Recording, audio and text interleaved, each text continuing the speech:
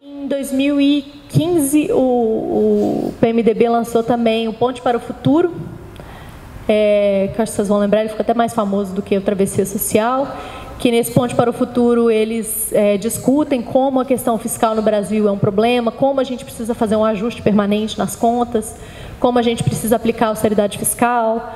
Eles vão falar que um grande problema no Brasil são as vinculações constitucionais, as vinculações para saúde e educação, está escrito lá literal nesse documento. Eles falam que para o Brasil, para a gente conseguir fazer ações de ajuste, a gente precisa acabar com as vinculações constitucionais de saúde e educação. E eles vão se aproximar muito de uma ideia que ficou muito... Bom, só explicar um pouquinho o que é isso, né? Por exemplo, no caso da educação, a União precisa, pelo artigo 212 da Constituição, a União precisa destinar 18% da sua receita líquida de impostos para a educação. Está escrito lá na Constituição. Isso foi uma das coisas que o processo constituinte, né, se esforçou em colocar, em manter isso, porque os constituintes já sabiam, né, que se a gente não tiver um percentual garantido na educação e para a saúde, para os outros gastos, é muito difícil que no processo político do dia a dia gaste-se nisso, né? Então eles falaram, não, a gente tem que garantir que 18% da receita líquida da União vai para o gasto em educação. Para a saúde também é semelhante, né? E aí essa vinculação é tanto para a União quanto para os estados e municípios.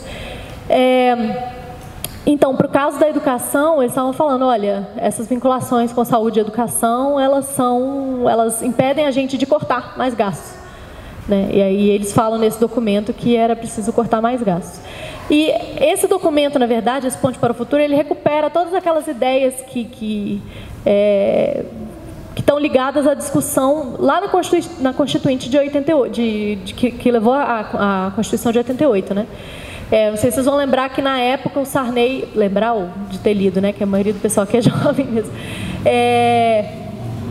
lá na Constituição, na época da Constituição de 88, em novembro de 87, na verdade, o Sarney falou que a Constituição tornaria o Brasil ingovernável, porque a Constituição ela garantia muitos direitos, a Constituição ela dava muitos deveres, né, para o Estado. Inclusive, foi na Constituição de 88 pela primeira vez que apareceu que a educação, que está escrito lá que a educação é um direito. Isso nunca tinha aparecido na história brasileira, então isso de fato aparece na Constituição de 88. E você tem diversos outros direitos que são garantidos ali, como o próprio SUS, né, que foi todo um trabalho dos militantes da área de política de saúde pública, que está ali na Constituição, que está ali na nossa Constituição garantido. E aí a elite, de fato, nunca aceitou, né, a Constituição de 88. Então, naquele momento, eles falaram, olha, o Brasil vai ficar ingovernável.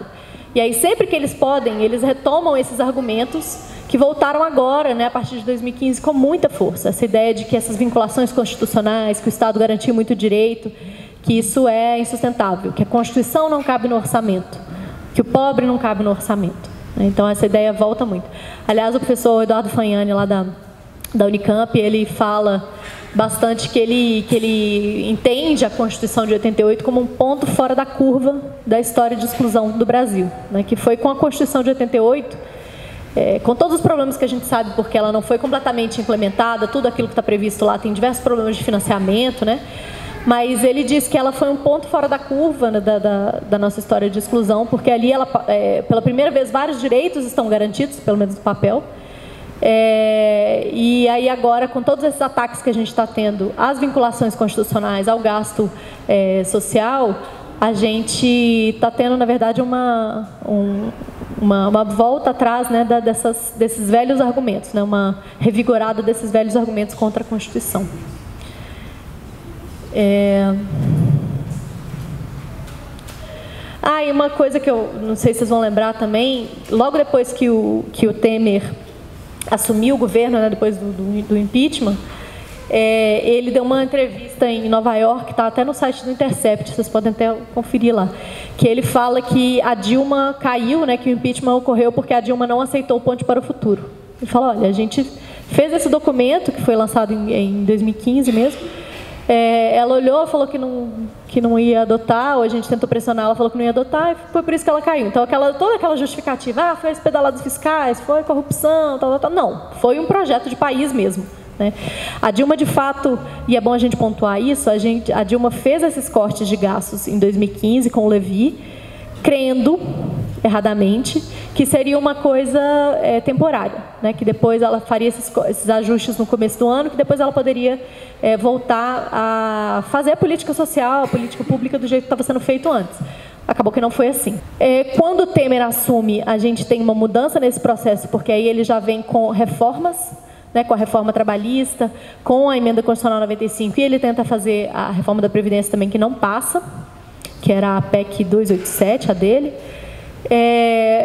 Então, com o Temer, a gente já tem uma mudança de patamar aí. Então, não é só o corte, né, não é só a austeridade, é a mudança estrutural mesmo do Estado. Né? São reformas para mudar a cara do Estado. E, de fato, eu acho que a gente ainda não entendeu a profundidade dessas reformas que foram feitas.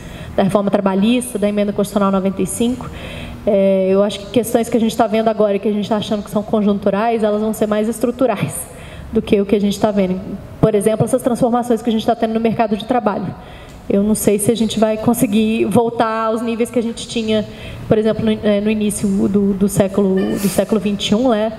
Porque, de fato, a gente teve, a partir da reforma trabalhista, a gente teve mudanças muito profundas. É a mesma coisa com o gasto público a partir da emenda constitucional 95. Acho que a gente não entendeu ainda a profundidade dessas reformas.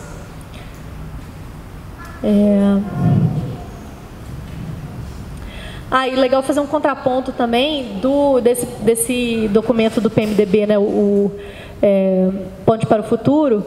Em 82, o PMDB lançou um documento que era Esperança e Mudança. Depois, se vocês tiverem interesse, dá uma procurada nesse documento.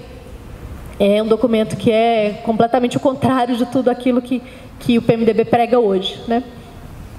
É um documento que falava que não ia esperar o bolo crescer para a gente dividir, que as pessoas, né, que a gente precisava pensar na distribuição de renda e nos direitos sociais, enfim, completamente diferente do que é o PMDB hoje. Bom, eu já falei do Travessia Social também, e só uma anedota aqui também, que eu não sei se vocês vão lembrar também, mas no Travessia Social, a parte que fala sobre saúde, ela foi plagiada do programa de governo do Aécio, de 2014. Então, algum jornalista foi lá olhar e viu, olha, mas esses 4 parágrafos aqui sobre saúde são exatamente o que estava lá no programa do Aécio. E, então, para a gente ver que quais eram as inspirações também do Ponte para o Futuro. Bom, e para a gente entrar um pouquinho mais na emenda constitucional 95, né, que é o que tem mais a ver aqui com o nosso livro. A gente entende que a emenda constitucional 95, ela é a constitucionalização da austeridade. Né? Então, se a gente teve no primeiro momento, como eu falei com a Dilma, uma austeridade que pelo menos ela achava que ia ser uma coisa temporária, que depois ela ia poder retomar, com o Temer a gente tem a constitucionalização da austeridade, porque ela passa a modificar regras constitucionais e ela passa a fazer parte da institucionalidade pública de uma forma muito mais forte. E aí eu diria que agora com o Bolsonaro a gente tem um terceiro momento, né, da questão da austeridade, que não só esse corte de gastos e as reformas do Estado, mas também um ataque de outra natureza à política pública e aos ideais de inclusão pública, né? Então, de inclusão social. Então, assim, num primeiro momento a gente teve esses cortes de gastos, depois a gente teve essas reformas. Agora, além das reformas, o que está se falando é que, por exemplo, que o Vélez falou isso em janeiro, né, que a universidade não era para todo mundo, né? Ele falou que... Como é que ele falou? Que a escola tinha que preparar o estudante para ganhar dinheiro, que nem todo mundo precisava ir para a universidade, e que na escola o jovem, ele falou literalmente isso, que o jovem tinha que aprender a ser youtuber, por exemplo, porque youtuber ganha muito dinheiro. né? Então a gente vê esse tipo de coisa, né? O governo falando que inclusão não é um objetivo, que inclusão não é que a gente não precisa colocar todo mundo na universidade. Então a gente tem ataques de outra natureza à política pública, não é só o orçamento mais, mas é os objetivos mesmo de redução das desigualdades, de inclusão social. Então a Emenda Constitucional 95, ela prevê que pelos próximos 20 anos o gasto primário como um todo, né, o gasto primário da União, ele precisa ficar estável, ele precisa ficar congelado nos patamares de 2017. E aí lembrando também que esse congelamento já é em patamares deprimidos, porque a gente já tinha tido cortes em 2015, 2016, 2017, cortes do orçamento. Então ele fala, olha, a gente só pode gastar, fazer um gasto primário nesse valor, nessa quantidade. E obviamente, se essa quantidade fica constante e o PIB cresce, a porcentagem vai cair, né? Essa relação vai cair. Se a gente tem essa quantidade constante e a população cresce, o gasto primário, vamos dizer assim, o gasto social por habitante vai cair também, porque a população brasileira vai aumentar, né? Então, na verdade, per capita, a gente vai ter uma queda desses gastos sociais. Inclusive, o Rodrigo Maia declarou, tem menos de um mês isso, que a Emenda Constitucional 95 poderia levar a um caos social no Brasil. Nossa, é mesmo? Você descobriu isso agora? E aí, enfim, depois que ele, o partido dele, né, o DEM, enfim, se empenhou para poder aplicar o negócio, agora que eles estão vendo que esse monte de regra fiscal que foi colocada em cima do Estado, que está engessando o orçamento do Estado e a situação do Bolsonaro quanto a isso está complicada, eles estão falando, não, vamos ver se a gente rever esse negócio aí, porque não está dando certo, não. Então, enfim, a gente já tinha falado isso. E aí um problema que a gente tentou debater também com os autores no livro é que, por essa regra, a Emenda Constitucional 95, ela gera um efeito de competição entre os gastos, né? Porque hoje, em torno de 19%, o gasto primário corresponde a mais ou menos 19% do nosso PIB, né? E é interessante a gente pensar nisso porque, na verdade, com a Constituição de 88, desde a Constituição de 88, tem aumentado o nosso gasto primário, o nosso gasto social, em relação ao PIB. Em 97 estava em torno de 14% e hoje está em torno de 19%. Então, a participação do gasto primário no nosso PIB foi aumentando, né, essa relação. E aí, então, a gente vê que a gente relaciona isso com a Emenda Constitucional, com a Constituição de 88, porque para regulamentar tudo aquilo que estava lá de direitos, né, do nosso estado de bem-estar social ainda bastante incipiente, o Estado precisava gastar, né, para poder chegar a esses objetivos. Então, a gente teve esse aumento de 14% do gasto primário em relação ao PIB em 97 para em torno de 19% agora em 2017. As previsões que a gente está vendo, né, já que esse valor vai ficar fixo e o PIB deve crescer, a gente prevê que daqui 20 anos, né, em 2036, a gente vai ter, esse valor vai voltar para os valores de 97. Né? A gente vai voltar, o nosso gasto primário vai corresponder de novo a por volta de 14% do nosso PIB. Então, tudo aquilo que a gente construiu com a Constituição de 88, com a Emenda Constitucional de 95, a gente vai desconstruir, né? Então, a gente percebe que a Emenda Constitucional 95, ela é de fato representativa de um outro pacto, social, de uma outra forma de desenvolvimento que não a Constituição de 88.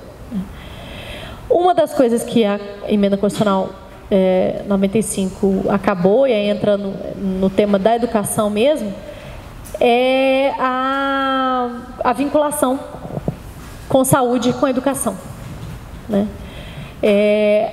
Como eu falei, o artigo 212 da Constituição, ele previa que a União precisa gastar 18% da sua receita líquida de impostos com a educação. O que a Emenda Constitucional 95 fez foi falar, olha, a quanto que corresponde 18% da receita líquida da União em 2017? Corresponde a X. Tá? Então, é esse X que vai ser mantido pelos próximos anos, só corrigido pela inflação. Então, mesmo que a receita líquida aumente muito, a receita líquida de impostos do governo aumente muito, o mínimo deixou de ser 18%. O mínimo é o valor de 2017 corrigido pela inflação. Então, eles estão com isso rompendo a vinculação constitucional que a gente tinha para a educação desde 1988. E é importante a gente falar que o Brasil só rompeu mecanismos de vinculação constitucional de financiamento da educação em momentos ditatoriais. Coincide na nossa história, quando a gente tem períodos ditatoriais, com o rompimento, a suspensão dessa vinculação constitucional de recursos para a educação. Não estou dizendo nada, mas vocês podem ver e fazer a relação aí por vocês mesmos, né? Então, isso é um indicativo de um projeto um projeto político também, né? É um indicativo de que não querem, de fato, investir na educação, não querem que as pessoas pensem, que as pessoas, enfim, aprendam e debatam e criem outra forma de ver a realidade, né? Mas como eu estava falando, né, a emenda constitucional 95, ela pode criar um efeito de competição entre os gastos. Porque como a emenda constitucional 95 disse que você vai ter que manter constante o valor do gasto primário, né, nos próximos anos, a única forma de uma área aumentar os seus gastos acima da inflação é se outra diminuir. Né? E eles estão tentando usar isso para falar, olha, a gente precisa fazer a reforma da Previdência para reduzir o valor que a gente gasta com Previdência para poder pegar esse valor e gastar em outro lugar. E esse que é o pulo do gato deles, né? Eles querem que uma área comece a competir com a outra. Só que a gente sabe que a cultura é tão importante quanto a educação, quanto a saúde, quanto a previdência, né? São todos esses direitos sociais são muito importantes e a gente não pode prescindir de nenhum deles. E a gente não pode começar a cair nesse discurso de que vamos reformar a Previdência, vamos gastar menos com Previdência para a gente poder investir na saúde, para a gente poder investir na educação, por exemplo, como é uma coisa que o governo tem tentado falar.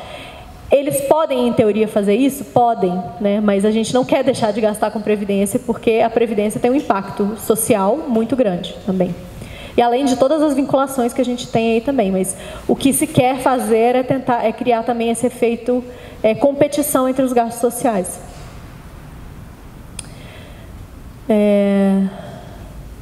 Bom, e aí o que eu falei, né, que hoje, pelo artigo 212 da Constituição, a União é obrigada a gastar 18% da sua receita líquida de impostos com educação. Com a emenda constitucional 95, a gente prevê que em 2036, esse equivalente, né, esse mínimo vai ser 12%. Vai deixar de ser 18% para ser 12% da receita líquida de impostos, né? Então, o mínimo, a riqueza da economia vai crescer, né? A nossa atividade econômica vai crescer, mas a gente vai continuar gastando a mesma quantidade com educação. E aí aqui a gente tem um agravante que nos últimos anos, durante os governos do PT, basicamente, a gente gastou acima do mínimo. A gente gastou praticamente o dobro do que era o mínimo para ser gasto com educação. E aí o que a gente vê agora é que existe um espaço, pelo menos no discurso, para cortar ainda mais. Eles podem cortar praticamente metade do que a gente gasta hoje com educação e eles ainda vão estar acima do mínimo constitucional a partir da emenda constitucional 95, né? Então,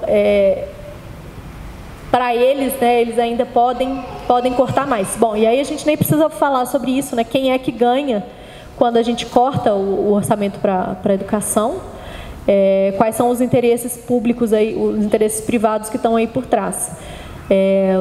Uma coisa que a gente tem visto é que desde que o Temer assumiu, tem aumentado muito o espaço de fundações privadas, né, dentro do governo.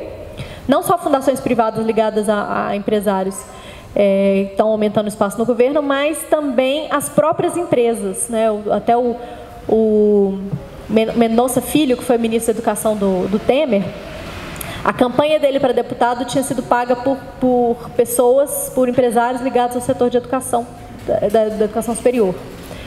Ele colocou, na época, para ser o secretário de regulação da educação superior, um cara que veio do sindicato das empresas de educação superior também. Então, a gente vê que essa questão da porta giratória também é muito importante aí. Os caras estão cortando os recursos para a educação e estão colocando para fazer reforma e para gerir o sistema ali pessoas que vêm do setor privado também. Então, é o que a gente chama de porta giratória, né? O cara sai do setor privado, como se fosse a porta do banco, né? Entra no governo, ele sabe que ele vai ficar ali no governo 2, 3, 4 anos, vai ali fazer política pública e que depois ele vai voltar pela porta giratória, ele vai voltar de onde ele veio, né? Ele vai voltar para o setor privado. Então, ele, obviamente, ele não vai queimar as pontes dele com o meio dele de onde ele veio, né? Então, ele vai legislar, ele vai regulamentar, ele vai fazer políticas públicas também que beneficiem aquele grupo de onde ele veio, né? Que beneficiem o antigo empregador, enfim, porque é aquele meio onde o cara circula, né? Bom, e analisando também a emenda constitucional 95, como eu falei para vocês que ela é a constitucionalização da austeridade, para o caso do Brasil, se eles não quisessem mexer especificamente na vinculação de educação e saúde, eles não precisavam ter feito essa reforma fiscal, nesse novo regime fiscal, como emenda constitucional. Eles fizeram esse novo regime fiscal, né, esse congelamento do gasto primário como emenda constitucional, justamente porque eles queriam mexer com essa vinculação com saúde e educação. Eles queriam acabar com essa vinculação de saúde e educação, que era o que já estava lá no documento do PMDB, o Ponte para o Futuro.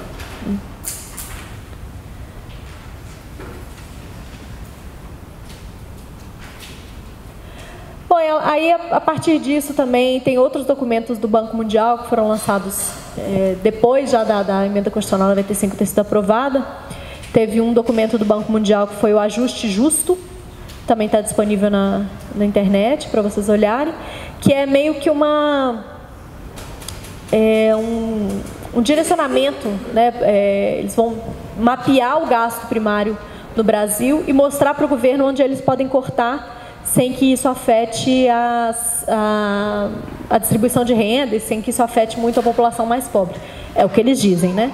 Então, uma das questões que eles falam é que daria para cortar gastos com a educação superior, cobrando mensalidade dos estudantes. Que se você cobrasse mensalidade dos estudantes, aqueles que podem pagar, segundo eles, você geraria economias, né? Então, isso poderia fazer com que o Estado investisse em outros lugares. Só que aí, como eu vou mostrar aqui logo mais para vocês, o quadro que a gente tem na educação superior, né, o perfil dos nossos estudantes da educação superior, ele já não é aquele mesmo perfil que a gente tinha no início da década, no início do século, né? O perfil dos estudantes de graduação superior ele mudou muito durante o início do século XXI.